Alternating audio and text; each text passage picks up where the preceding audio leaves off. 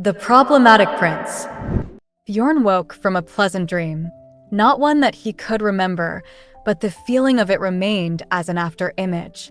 The feeling of warmth from a fireplace, or sunlight streaming in through a crack in the curtains, or feathers brushing his neck. The sensation of feathers was all too real, and when Bjorn twisted his head to see what it was, he found Erna snuggled in close. Her breath blew across his neck and gave the tingling sensation. "I will never make your bed uncomfortable." Erna had made that promise when they decided to walk the thorny road together. She curled up at the very end of the bed as they went to sleep. Then, little by little, she edged her way closer, until she was right up against Bjorn. Bjorn carefully sat up and looked down at the resting angel. She looked so innocent in her slumber, like she knew nothing of the world's troubles or her own. When did she put her nightgown back on? Even the ribbon was tied with a neat little bow. Confirming that he still had time to meet his morning schedule, Bjorn rested back against the headboard. It was a little uncomfortable, but nowhere near as bad as he suspected. The first night, he had a little difficulty, but that was mostly due to the unfamiliarity of it. As the nights went by, he found he was getting more and more comfortable with it, and now, apparently, he was starting to have good dreams, even with Erna laid up against him. After a little time had passed, Bjorn looked down at Erna. She was still sleeping soundly. He took her all in, from the thin shadows of her eyelashes and the narrow shape of her delicate face, and to the small hand rested on the pillow by her face. It was such a small-looking hand. She was a petite woman, but he had never really stopped to properly study how small she really looked. A moment later, Bjorn could hear the maid dropping off the tea into the next room. "Erna," Bjorn spoke softly. Slowly, Erna opened her eyes, and as she looked up at Bjorn, a welcome smile spread across her face. It was one of those moments that made walking the thorny path worth it. "Good morning, Bjorn," she said softly. "Good morning, Erna." Lisa quietly closed the door to the suite and stomped her feet in joy. She didn't know how many times she pursed her lips to stop herself from calling. 2 drinks. She felt like she wanted to shout to the whole world. "Look, those who despise the Grand Duchess. 2 cups on the tray today. 2. Lisa could barely contain her excitement as she raced away down the halls, looking for someone to share this news with. The first time she knew the 2 had woken together in the morning was when the little serving bell had been rung. She went to the bedchamber, expecting to see the Grand Duchess. Instead, it was Bjorn, sat up on the bed and half naked. Erna was still asleep beside him. When Lisa told the head maid that there would be 2 lots of tea prepared for the Grand Duchess bedchamber, she was dumbfounded. Isn't it only natural for married couples to share the same bed? It seemed that this was a very special event, to have the prince wake up in another's bed. The servants that had been working for the prince for a long time were the most shocked. "Good morning, head maid," Lisa said to Karen. Her enthusiasm stunned the head maid, who looked at her incredulously. "You don't have to take His Highness's tea this morning.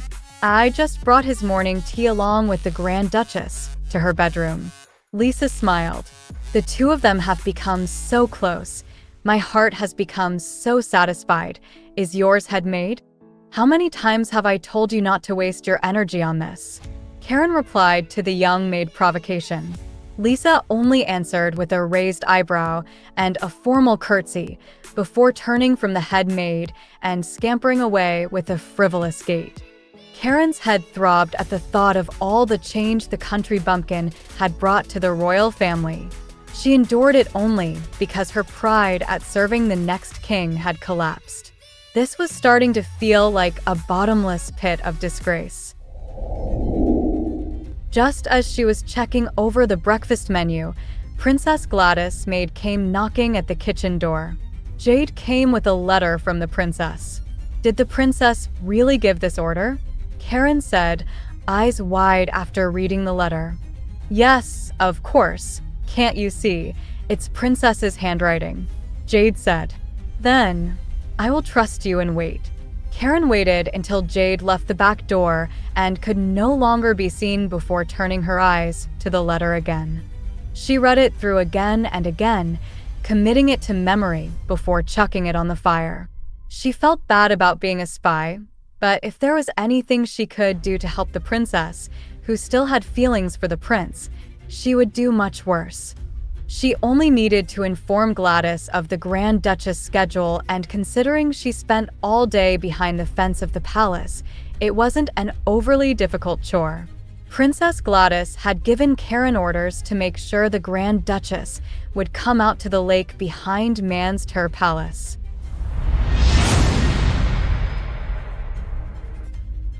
"Good morning, Karen," Erna greeted the head maid with a smile. Karen looked at the pair with despair as they sat across from one another, talking in low tones. It was mostly Erna doing the talking, with Bjorn giving the odd, short answer. It might have been the amber autumn light, but the pair looked so warm and friendly together. Karen couldn't take her eyes off them. As the time for Bjorn to be heading off to his first rendezvous, the servants all gathered together to see the prince off. Erna was there too, to wish her husband a pleasant day. "Will you be returning late today?" Erna said. She didn't want to seem like she was begging or whining and spoke with a clear voice. She also didn't forget to smile. "Maybe," Bjorn said. He went through the day's events in his head and dismissed Erna's expectations with a clear, concise answer. I see," Erna muttered. She played with the corsage brooch, tied to a lace shawl, Gladys' words springing to the forefront of her mind. Bjorn's tastes are in the simpler, more elegant things. Feeling intimidated, she looked up at the prince, who was still standing beside her, and sighed with a sullen face. Bjorn looked at her and their eyes locked. She felt compelled to speak. "Am I too old-fashioned for liking pretty little things like flowers and lace?" She decided to be open and honest. "So, I want to know what you think." She prided herself in getting better, thanks to Mrs. Fitz, and she was willing to let go of her stubbornness. She felt like she was falling short still. Even to Erna, who was not familiar with these things, Gladys felt like the pinnacle of grace and sophistication. "Why are you asking me that? It might be out of fashion, but it's fine as long as you look pretty." "Really?" Erna's eyes went wide. "Am I really pretty? I feel like you're not asking because you didn't know. Are you trying to be boastful?" "No, not at all." Erna didn't know how to explain. Erna never really knew what other people truly thought of her outside the gossip circles. Her grandmother had told her that only shallow and vulgar people put so much emphasis on their outward appearance, and Erna had lived by that teaching. Well, each person has a different standard of beauty, so, I mean, in your eyes, you're pretty, Bjorn said, cutting her off. Anyone with eyes would say the same thing, so you can wear whatever you please, my wife. His tone was so casual, but a soft smile pulled at the corners of his lips. Erna tried to enforce the teaching about a lady always being graceful, but she had no chance at holding back the smile. Pretty. Her heart swelled like a balloon at that short, simple word, and she felt like she was going to float away into the sky. "Thank you," Erna said. "You are really handsome too." "I know," Bjorn replied. Before she could think of any way to respond, Bjorn climbed into the carriage. Erna waved a hand that had been rubbing her hot cheeks. When she saw Bjorn's grinning face look out to her, her heart pounded so loud. She was sure he could hear it. As the carriage departed, Erna was left to her feelings of happiness, mixed with regret, an aftertaste to the sweet words. Pretty. Erna chewed on the word with every step. When she stood at her window, and when Lisa brushed her hair. Just when she thought the day was going to be a lonely one with that word, a knock came to the door. It was Karen.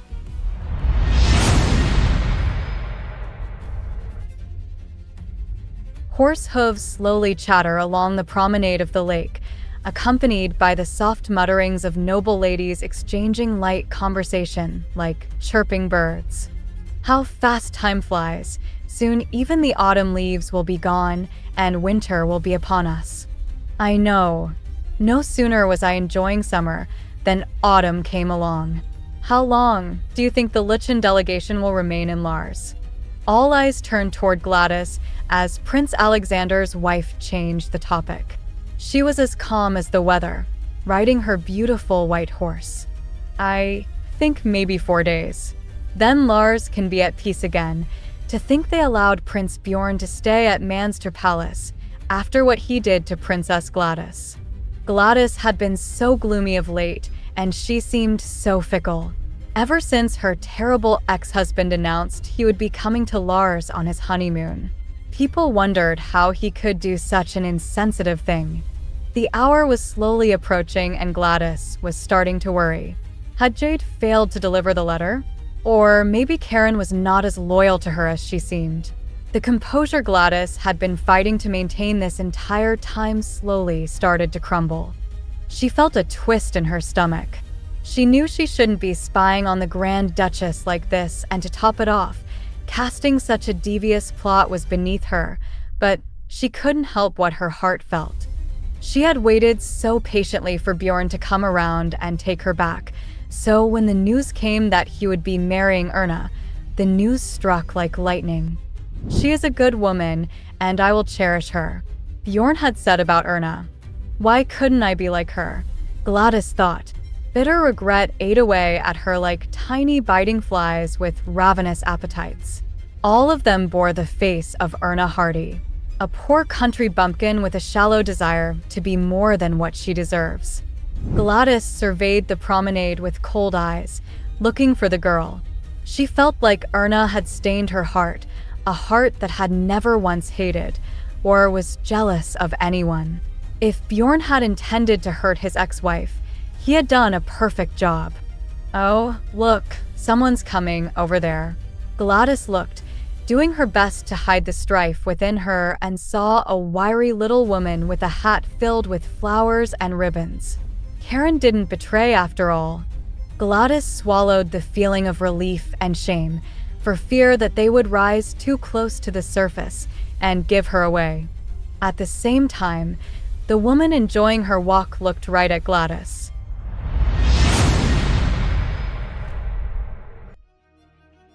"Where's Erna?" Bjorn asked. His eyes narrowed when he saw his wife's room empty and called for the maid.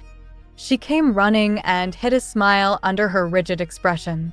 "Her Highness went for some fresh air, down by the lake. Your Highness," the maid said. "Lake? Yes, the one behind the palace, Your Highness." Yes, of course." Bjorn nodded as he remembered the lake road. He never went there himself, not something he found enjoyment in. Nothing out there to see except water, trees, and squirrels. The story Erna told of the chattering squirrel came to mind, and Bjorn let out a chuckle. There was something about Erna that made him feel it was hard to put a name to, but he liked that she spoke of the acorns and nuts squirrels ate while they were having sex. Thinking nothing more of it, Bjorn sat down in front of the desk that was under the window. The chief maid hurried in and stopped at a respectful distance. "Forgive me, Your Highness. I was not told you would be returning so soon and have nothing prepared." "It's fine, Karen. I came home on a whim," Bjorn answered calmly. He held out a blue note placed in the middle of the desk. He had broken of negotiations that were supposed to have taken most of the afternoon. It was too nice a day to waste his time with someone that started the negotiations with such a lousy bluff. "Karen, what do you think of my wife?" The maid swallowed dryly. "I don't dare evaluate Her Highness." Bjorn looked up from the piece of paper that had several different family names scrawled on it, linked by lines and dots. "Really?" "Yes, Your Highness." "Strange," Bjorn said, placing the note paper back on the table, "because it seems to me like you already have." He looked at Karen with cold eyes and a gentle smile.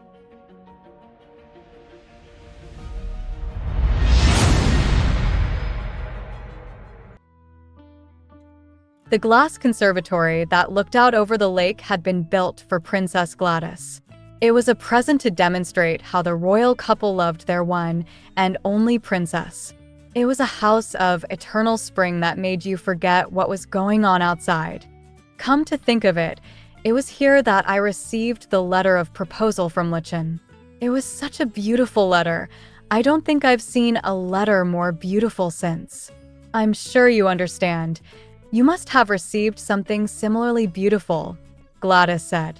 Erna couldn't see any shadow on Gladys' smiling face, as if she was recalling fond memories. The other noblewoman didn't seem to care. This was no coincidence, Erna was convinced. Karen had advised her that she should visit the lake, telling her how the calm water reflected the colors of the trees so beautifully, and it was a place loved by all of Lars' royal family. Since it was so close, she didn't need to make any arrangements or seek permission.